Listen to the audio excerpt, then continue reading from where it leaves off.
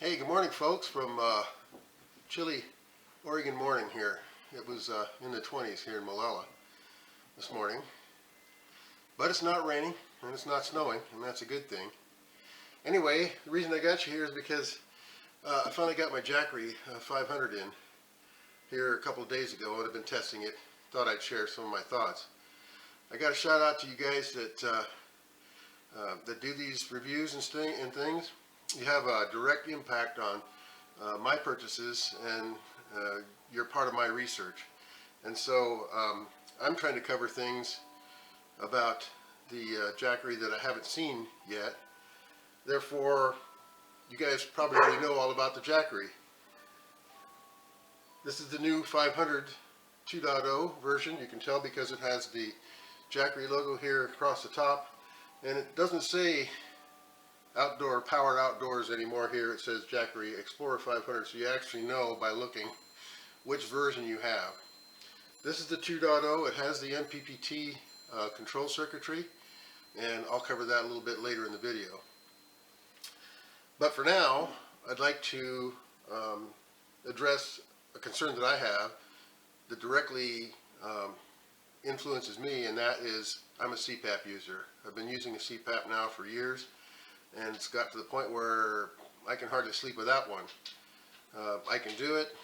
It's a little tough, but I'd rather take my CPAP with me. And so what I have is I use the Respironics here by Philips. This is a spare. I've got another one that I sleep on at home, but this is the one I carry around with me when I'm out overlanding or camping. It also has the reservoir here for humidity, a humidifier type reservoir. It came with, of course, AC to DC. These all run on 12 volts, something like that, or varying voltages. So they all come with one of these, but they don't always come with this adapter here. And this is just the ordinary cigarette lighter adapter with the plug specific to the machine. Now, my interest in the Jackery 500 was whether or not that I could use it on an extended outing, 3 or 4 days. I have been using the direct connected 20 or 12 volt connector to here. The nice thing about this is it uses less power. I could plug this into the sine wave here, the 110 500 watt inverter, but it uses more power, and I can demonstrate that. Right now, I've just got this plugged in, or I'd be plugging this into this particular CPAP, and I'll turn on the DC port. You guys probably know all about this stuff, and if you don't, I'm sorry, you'll have to go somewhere else to learn that. Let me adjust the camera down a little bit here so you guys can see better. Okay, so currently with the CPAP off, it actually draws a little bit of current. It spiked to 20 watts here. There's a little bit of lag time in these screens, so looks like it's going to settle in about 1 or maybe 2 watts, and that's just sitting here not even operating. Of course, the screen here is lit, but nothing is actually working right now. If you turn it on, get the thing going, it should spike up to about, well, there's 60 watts. Now, that's with the humidifier connected. Let me turn the humidifier off here and see if we can't see a difference. 62 watts. Now it's just dropped to 48 watts. So, for me, I don't need the humidifier. It's nice. When I first started doing CPAP thing, I had to have it. It just dried me out too much. But over the years, I don't even use it anymore. So the first thing I'm going to do when I use this on a camp out is remove the humidifier completely. And we're back down to about 2 watts operating. Now that's using the regulated. This is a regulated DC output here, about 13.3 volts. And for me, this, the Jackery, and maybe one or two others actually advertise an output, a DC output that's regulated. In other words, this will put out 13.3 volts until the battery runs dry. If you buy the cheaper models, you're going to save yourself $100, but you're not going to get a regulated output here. And as soon as this drops to 80% or so, you're going to be down to about 11 or 11.5 volts. And when it drops down to 70%, you're going to have about 10 volts. And that's just not enough, really, to run this safely and reliably. And I needed to do both. So I'm going to switch it on now.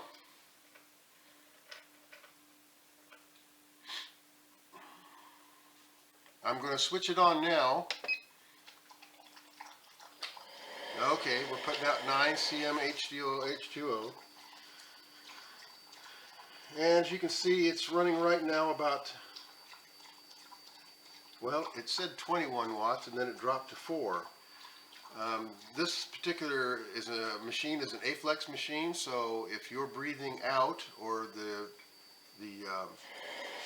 port here is blocked, then it actually backs off the pressure, and that's why I believe it's dropping in wattage too. But as soon as I take my finger off, and I hope we don't get a whole lot of wind noise from this thing, and it starts operating and putting out full 9 inches of pressure, it's drawing 25 watts. That's quite a bit, but that situation is rare when unless your hose falls off or something. So most of the night I'm breathing in and out, and it's going to fluctuate between probably 8 and 10 watts. Now I've used this for 3 nights. The Jackery was charged to 100%. I used it for 3 nights. The first night it was down to 90%. The second night 80%. The third night 69% or 68%. And so as you can see, it uses about 10% of the power each night, and that's an average of about 7.5 or 8 hours operating time. So that's actually really very good.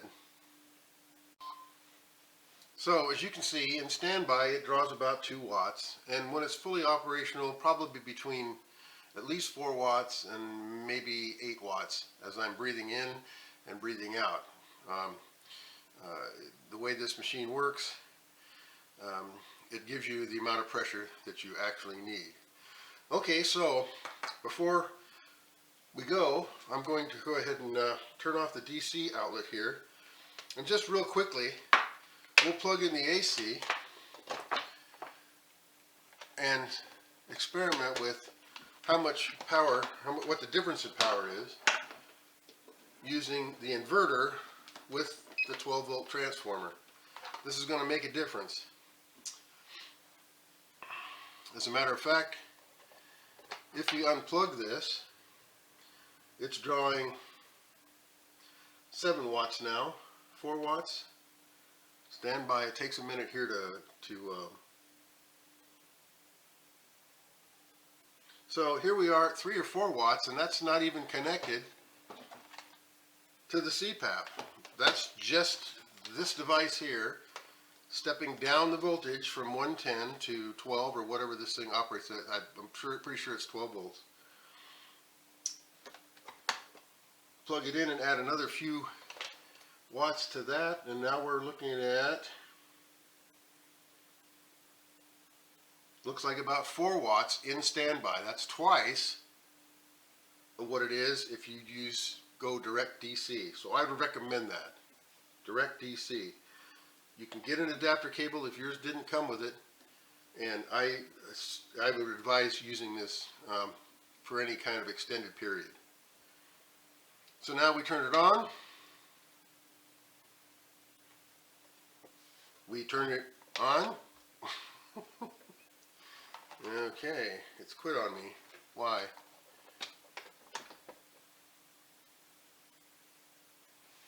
I guess I burned up my CPAP machine. It's not even lit. Oh. DC, AC, sheesh, get it right. Okay, so now we're up to 7 watts in standby, which is roughly double, actually more than double, what it is going direct DC. And when you switch it on, we'll let it run at full output capacity here. You see it jumped right up to 68 watts. I don't think you can see that, but it did. That's what I'm seeing. And it has settled at 63 watts. Now that's wide open. Let's go ahead and close this off a little bit as though we're actually breathing on it.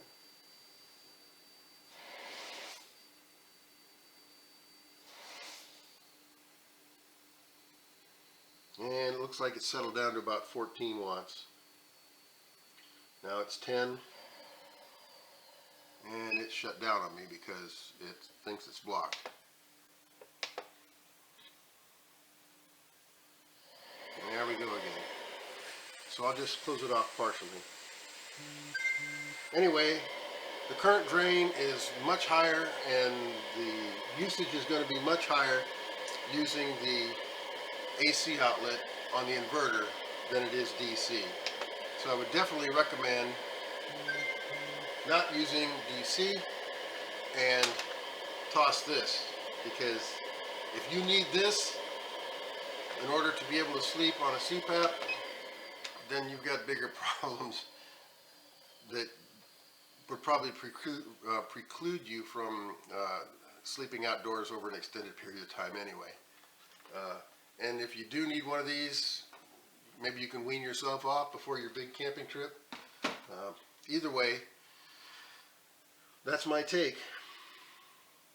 So a little bit later on in the video, we'll go over some charging experimentation that I did, and you'll get an idea of this, the new MPPT circuitry that is built into the 2.0 Jackery. So stay tuned for that. It's 9 o'clock in the morning, and this is the new Jackery Explorer 500 2.0. It has the MPPT Charged circuitry in it, so I've matched it up with my 100 watt Renogy panel. And as you can see, it's 9 o'clock in November on a sunny day in Oregon, and it looks to be about 33 watts charging right now, which is pretty good. It's only been charging about a half an hour, and it's up 2% in about 30 minutes, charging at 33 watts. So I love the new charging system, and it'll match up well with my Renogy panel. So just as a side note, this is November, the sun is very low in the sky, and I expected it would charge at better than 33 watts. I'm not sure long it will take it to charge at that, but with the new MPPT circuitry, I guess the charging time has been greatly reduced. Also, one other thing to note is this is not a proprietary input. This is a simple 8mm plug, and this can be purchased at Amazon.com, and it plugs right in to the M-style ports here on the back of my panel. So there really is no proprietary anything about the Jackery. You just have to buy the right adapter cable. You do not have to use their panels. Here we are now in full unrestricted sunlight. There's just a little cast of shadow on one or two of the cells of the solar panel, and we are pushing 61 watts now and 65%, so we're up almost 10 points from what we were just an hour ago. So this thing is really charging up fast as far as I'm concerned, and this is going to make a good system. Okay, so here we are, a little over 2 hours into the recharge from 58%. We're still drawing 61 watts out of this 100 watt panel, which I think is impressive because it's a late November sun. It's shining through a lot of atmosphere, and we're not getting the full power of the sun today, even though it's bright and sunny here in Oregon. Anyway, we're up quite a bit from 58%. I've been using this for the last 3 nights, running strictly the CPAP machine, and I ran it down from 100% to 58% over those 3 nights. So we'll check back again here in a little while. So here we are 2 hours into the process, and I'm losing this sun. It's way to the south, and it's heading west, and I will lose some direct sunshine here very shortly on the back patio.